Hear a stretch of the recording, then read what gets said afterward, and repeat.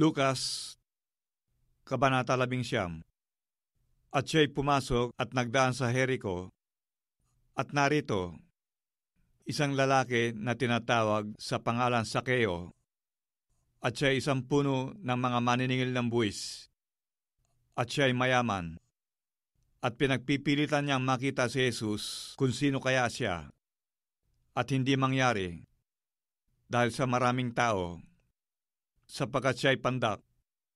At tumakbo siya sa unahan at umakyat sa isang punong kahoy na sikomoro upang makita siya, sapagkat siya'y magdaraan sa daang yaon. At nang dumating si Jesus sa dakong yaon, ay siya'y tumingala at sinabi sa kanya, "Sakeo, magmadali ka at bumaba ka, sapagkat ngayoy kinakailangan ako'y tumuloy sa bahay mo." At siya'y nagmadali at bumaba, at tinanggap siyang may tuwa. At nang makita nila ito, ay nangagbulong-bulungang silang lahat, na nangagsasabi, "Siya'y pumasok na nanunuluyan sa isang taong makasalanan." At si Sakeo ay nagtindig at sinabi sa Panginoon, "Narito, Panginoon, ang kalahati ng aking mga pag-aari ay ibinibigay ko sa mga dukha. At kung sakalit makasingil akong may daya sa kaninumang tao, ay sinasauli ko ng makaapat." At sinabi sa kanya ni Jesus, "Dumating sa bahay na ito ngayon ang pagkaligtas, sapagkat siya'y anak din naman ni Abraham. Sapagkat ang anak ng tao ay naparito upang hanapin at iligtas ang nawala." At samantalang pinakikinggan nila ang mga bagay na ito, ay dinugtungan niya at sinalita ang isang talinhaga, sapagkat siya ay malapit na sa Jerusalem, at sapagkat kanilang inakala na pagdakay mahayag ang kaharian ng Diyos. Sinabi nga niya, isang mahal na tao ay naparoon sa isang malayong lupain upang tumanggap ng isang kaharian na ukol sa kanyang sarili at magbalik. At tinawag niya ang 10 sa kanyang mga alipin at binigyan sila ng 10 mina. At sinabi sa kanila, "Ipangalakal ninyo ito hanggang sa ako'y dumating."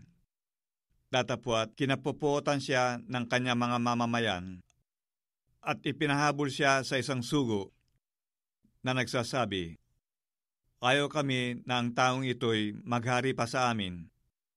At nangyari na nang siya'y muling magbalik, nang matanggap na ang kaharian, ay ipinatawag niya sa kanyang harapan ang mga aliping yaon na binigyan niya ng salapi, upang maalaman niya kung gaano ang kanilang tinubo sa pangangalakal. At dumating sa harapan niya ang una na nagsasabi, "Panginoon, nagtubo ang iyong mina ng 10 mina pa." At sinabi niya sa kanya, "Mabuting gawa, ikaw na mabuting alipin, sapagkat nagtapat ka sa kakaunti, magkaroon ka ng kapamahalaan sa 10 bayan." At dumating ang ikalawa na nagsasabi, "Panginoon, nagtubo ang iyong mina ng 5 mina." At sinabi niya sa kanya, "Magkaroon ka naman ng kapamahalaan sa 5 bayan." At dumating ang iba pa na nagsasabi, "Panginoon, narito ang iyong mina, na aking itinago sa isang panyo, dahil sa ako'y natatakot sa iyo, sapagkat ikaw ay taong mabagsik, kinukuha mo ang hindi mo inilagay, at ginagapas mo ang hindi mo inihasik." Sinabi niya sa kanya, "Sa sariling bibig mo kita hinahatulan, ikaw na masamang alipin. Nalalaman mo na ako'y taong mabagsik, na kumukuha ng hindi ko inilagay, at gumagapas ng hindi ko inihasik.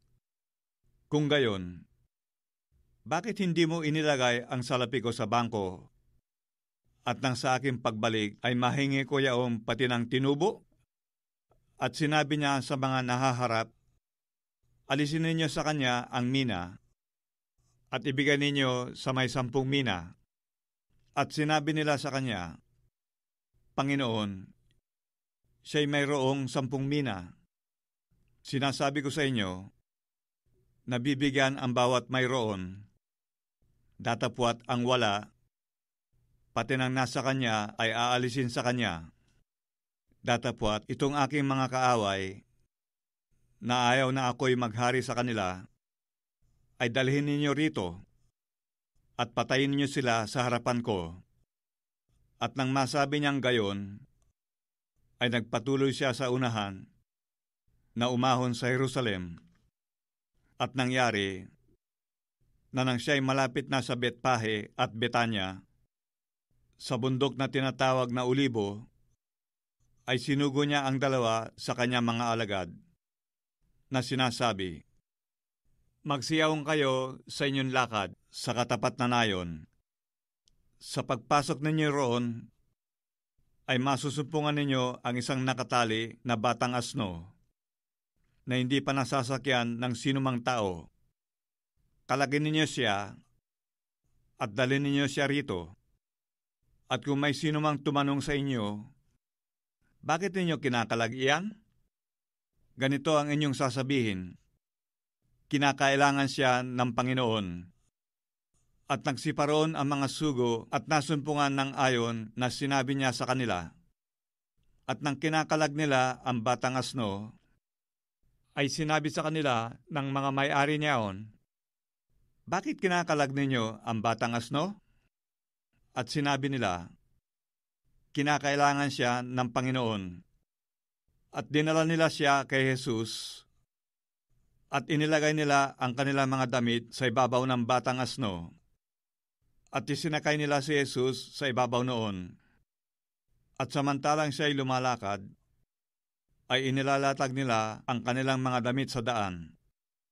At nang nalalapit siya sa libis ng bundok ng mga Ulibo, ang buong karamihan ng mga alagad ay nangagpasimulang mga tuwa at mangagpuri sa Diyos ng malakas na tinig dahil sa lahat ng mga gawang makapangyarihan na kanilang mga kita, na sinasabi, "Mapalad ang hari na pumaparito sa pangalan ng Panginoon, kapayapaan sa langit, at kaluwalhatian sa kataas-taasan."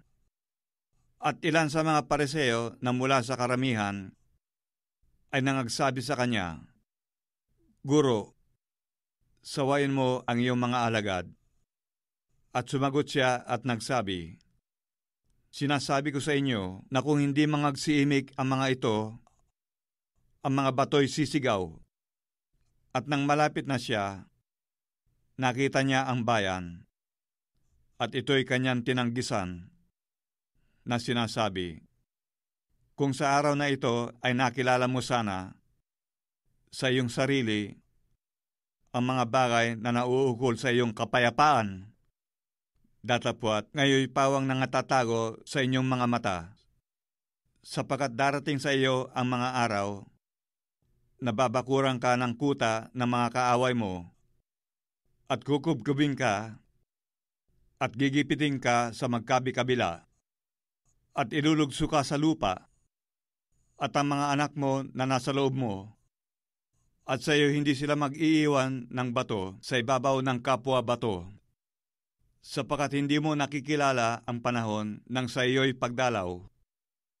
At pumasok siya sa templo, at pinasimulang itaboy sa labas ang mga nangagbibili, na sinasabi sa kanila, "Nasusulat nga, at ang aking bahay ay magiging bahay panalanginan. Datapwat ginawa ninyong yunggib na mga tulisan." At nagtuturo siya araw-araw sa templo, datapwat ang mga pangulong saserdote at ang mga eskriba at ang mga taong pangunahin sa bayan ay nangagsisikap na siya'y patayin. At di nila masumpungan kung ano ang kanilang magagawa, sapagkat natitigilan ang buong bayan sa pakikinig sa kanya.